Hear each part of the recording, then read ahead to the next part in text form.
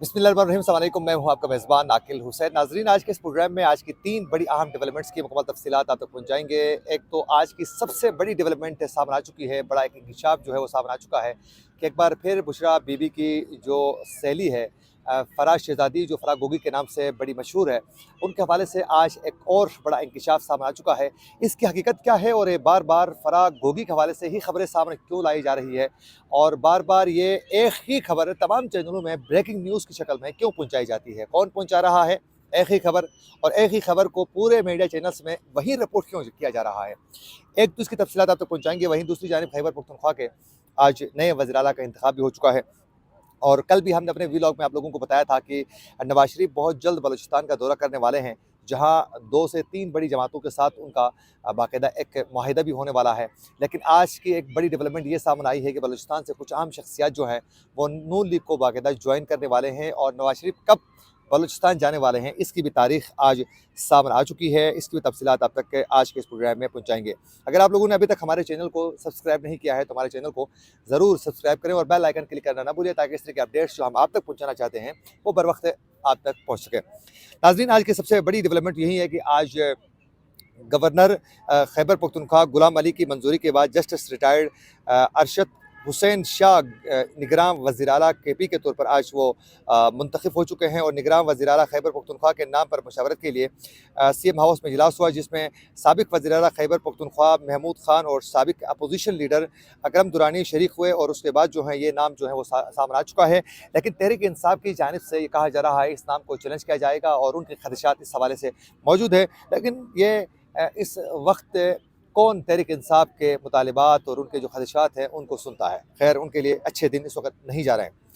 और उसके अलावा नाज़रीन, आज ये खबर सामने आ चुकी है कि मुस्लिम लीग नून के कायद और साबिक वज़ीर आज़म पाकिस्तान नवाज शरीफ बहुत जल्द वो बलूचिस्तान का दौरा करना चाहते हैं, और बलूचिस्तान वो जाएंगे। नाज़रीन, जो खबर अभी सामने आ चुकी है उसमें ये कंफर्म हो चुका है कि वो 14 नवंबर तक बलूचिस्तान का दौरा करेंगे। बलूचिस्तान के दौरे के दौरान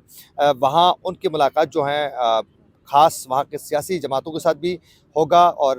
बाकायदा उनके साथ आने वाले इलेक्शन में मिल के आगे बढ़ने के हवाले से भी बातचीत का सिलसिला आगे बढ़ेगा। लेकिन उसके अलावा भी कुछ अहम जो रहनुमा हैं वो मुस्लिम लीग नून को ज्वाइन करने वाले हैं। यूँ इस वक्त नवाज शरीफ के गिरद दीगर सियासी जमातों के रहनुमा मगनातीस की तरह खिंच के उसके सामने आ रहे हैं,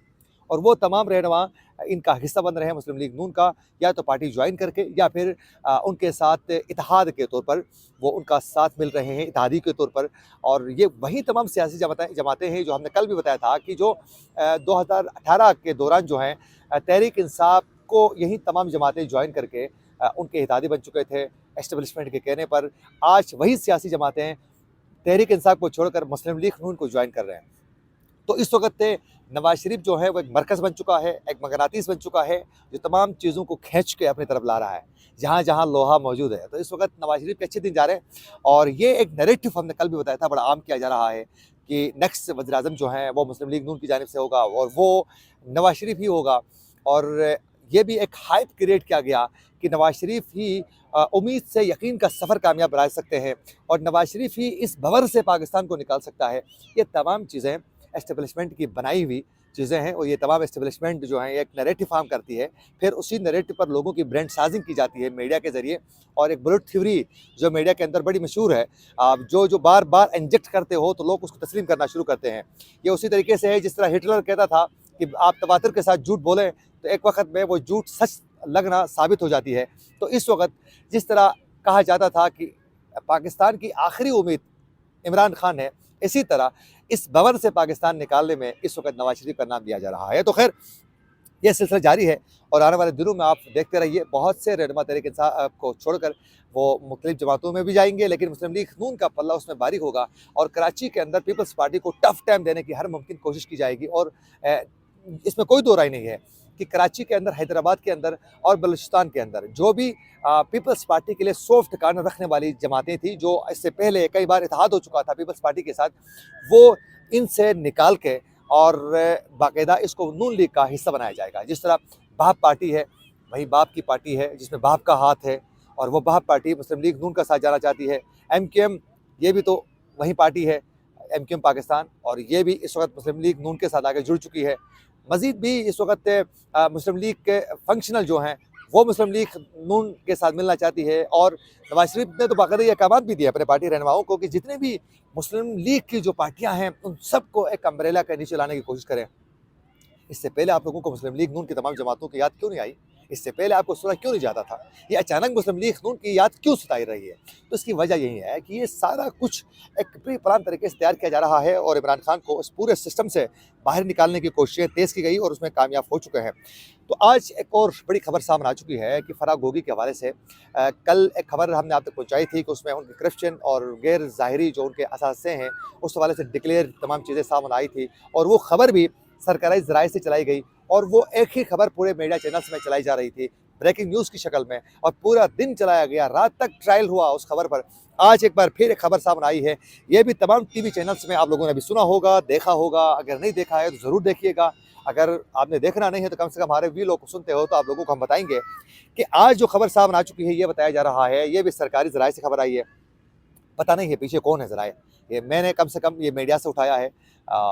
وہی خبر آپ تک پہنچا رہا ہوں، اس میں میرے ذرائع شامل نہیں ہے کم سے کم۔ تو یہ خبر سامنے آ چکی ہے کہ فرا گوگی کا باقاعدہ خفیہ غیر ملکی پاسپورٹ ہونے کا انکشاف ہو چکا ہے۔ غیر ملکی، اب یہ غیر ملکی پاسپورٹ کسی کے پاس بھی ہو سکتا ہے، اس میں کوئی بری بات نہیں ہے، لیکن اس کا جو پاسپورٹ جو ہے وہ تھوڑا ہائی لائٹ اس لیے ہوا ہے، یہ بتایا جا رہا ہے کہ پاکستان سے لوٹی ہوئی جو رقم تھی اس کو بیرون ملک لے جا کر چھپانے کے لیے فرا گوگی نے یہاں سے پاکستان سے دبئی تک کا جو سفر کیا ہے وہ پاسپورٹ جو ہے وہ پاکستان کا استعمال ضرور کیا ہے، لیکن وہاں سے آگے جتنا بھی دبئی سے آگے سفر کیا ہے وہ تمام جو ہیں اس ملک کے پاسپورٹ پر وہ سفر کر چکی ہے، یعنی منی لانڈرنگ کر کے وہاں لے کے گئی دبئی، یہ بتایا جا رہا ہے اس خبر میں۔ وہاں لے جانے کے بعد وہاں سے جو دیگر ممالک کی طرف انہوں نے سفر کیا ہے ان منی لانڈرنگ کو چھپانے کے لیے، ان کو ایڈجسٹ کرنے کے لیے آگے وہاں سے اس ملک کا پاسپورٹ استعمال کیا ہے تاکہ ایجنسیوں کو پتہ نہ چلے، تاکہ ان کو چکمہ دے سکیں، یعنی ان کے ریڈار میں نہ آ سکے پاسپورٹ استعمال نہ ہونے کے لیے۔ تو یہ بتایا جا رہا ہے کہ غیر معروف یہ ملک ہے، اس کے بارے میں میرے خیال میں بہت ہی کم لوگ جانتے ہیں۔ اس ملک کا نام ہے وونو آٹو، یہ ملک کا نام ہے جس کا خفیہ پاسپورٹ بنانے کا انکشاف ہوا ہے، اور اس خبر میں یہ بھی بتایا جا رہا ہے کہ یہ پاسپورٹ جو ہے ایک پراپرٹی تائکون کے بیٹے کے ذریعے بشرا بی بی کے احکامات پر یہ پاسپورٹ بنایا جا چکا تھا، اور اس کے بعد جو ہے باقاعدہ یہ پاسپورٹ بنانے کے لیے اس بزنس تائکون کے بیٹے نے آگے ایک اور تاجر کو $1,30,000 دے کر یہ پاسپورٹ بنوایا تھا، اور یہ پاسپورٹ بنانے کے بعد فرا شہزادی کا جو پاسپورٹ تھا یہ لا کر بشرا بی بی کو حوالے کیا گیا ہے، اور اس کے بعد جو ہیں یہ آگے معاملات چلتے رہے ہیں، اور یہ پھر وہاں سے جو ہی پاکستان میں عدم اعتماد کی تحریک کامیاب ہونے کے چانس ہوئے، فرا شہزادی کو یعنی فرا گوگی کو یہاں سے نکالا گیا۔ اس میں کوئی دو رائے نہیں ہے، یہ تحریک انصاف کے دور حکومت میں ایک بڑا کردار ضرور تھا، لیکن بعد میں اس کو بڑے ٹیکنیکل طریقے سے نکالا گیا، اور یہ بتایا جا رہا ہے کہ تحقیقاتی ذرائع کے مطابق لوٹی ہوئی رقم منی لانڈرنگ کی چھپائی ہوئی رقم کو فرا گوگی کو وانو آٹو کا پاسپورٹ بنایا گیا، جو 28 مارچ 2020 کو بشرا بی بی کے حوالے کیا گیا۔ 3 اپریل 2022 کو پی ٹی آئی کی حکومت کی جانب سے 6 روز قبل ہی فرا گوگی کو یہ پاسپورٹ دے کر پاکستان سے فرار کروایا گیا ہے، یہ خبر ہے۔ چلیں، فرا گوگی تو اس وقت ایک بڑا کردار تھا، اس میں کوئی دو رائے نہیں ہے کہ وہ اس پورے جرم کا ضرور حصہ ہے، اور کل بھی جو عمران خان کے ایک ملازم نے سلیم صحافی کے پروگرام میں آ کر رات کو جو انکشافات وہ کر چکے ہیں کہ ہم ہر ہفتے ہر 15 دن میں ایک کالا بکرا ذبح کر کے نیاز کرتے تھے، ہم پھر اس کے سری پایے کو لے جا کے قبرستان میں پھینک کے آتے تھے، اور پھر انہوں نے کہا کہ جو خان صاحب کے 15 سالوں سے جو ملازمین تھے ان کو بی بی نے نکالا، بشرا بی بی نے، اور کہا کہ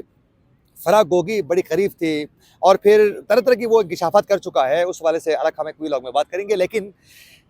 اس میں کوئی دو رائے نہیں ہے کہ یہ 2-3 کردار واضح تھے، لیکن وہ سب سے بڑا اہم سرگنا جو کردار تھا اس کو بے نقاب کیوں نہیں کیا جا رہا ہے، اور وہ اس وقت کے وزیر اعلیٰ پنجاب جو تھے عثمان بزدار، وہ سب سے بڑے کردار تھے جو اس پوری گیم کا سرگنا تھے، لیکن اس کو بے نقاب نہیں کیا جا رہا۔ وجہ کیا ہے؟ کیا انہوں نے صرف اور صرف پریس کانفرنس کر کے تحریک انصاف سے کنارہ کشی اختیار کرنے کا انہوں نے کہا تو اس کے بعد کیا وہ آزاد ہوئے؟ کیا ان سے پوچھا نہیں جا سکتا ہے، یا پھر اس کے گناہ سارے معاف ہوئے ہیں؟ لیکن اس سے کوئی نہیں پوچھ رہا ہے، میڈیا ٹرائل چند بندوں کا ہی ہو رہا ہے۔ تو میرے خیال میں یہ احتساب کی نیت نہیں ہے، بلکہ یہ عمران خان اور اس کی پارٹی کے خاتمے کے لیے وہ تمام ہتھ کنڈے استعمال کرنے کے مترادف ہی ہے۔ اسی کے ساتھ اپنے میزبان عاقل حسین کو دیجیے اجازت، اللہ کے بعد۔